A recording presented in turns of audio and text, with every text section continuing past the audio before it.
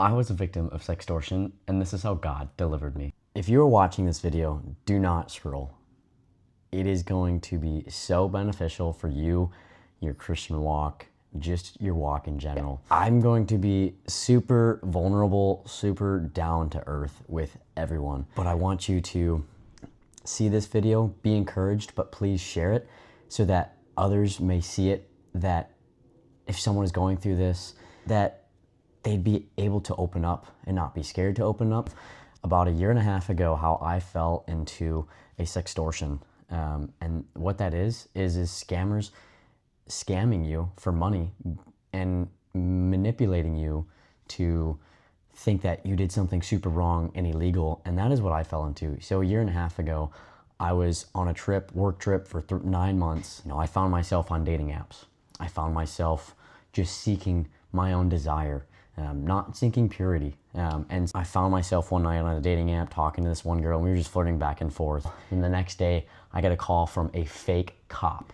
And then from there is a 2-week process to where I was getting scammed thousands of dollars. At the end total, I got scammed $10,000. I was so alone. I didn't talk to nobody about this for 2 weeks till I got a text one morning. And I can remember to this day, I was in a hole.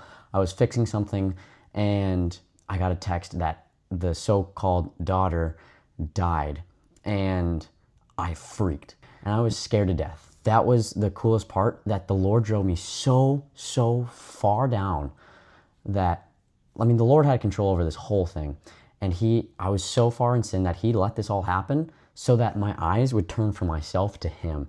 And so from that, calling my elders, my pastors, my parents, and being like, I need help. It was very hard to do that, but it was the most freeing thing.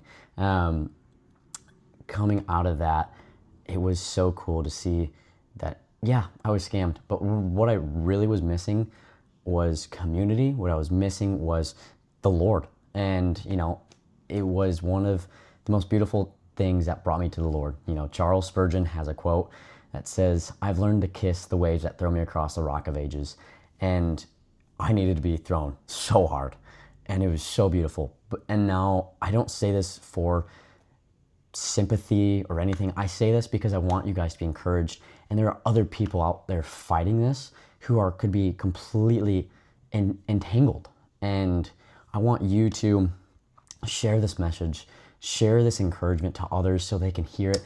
Let the Lord be glorified.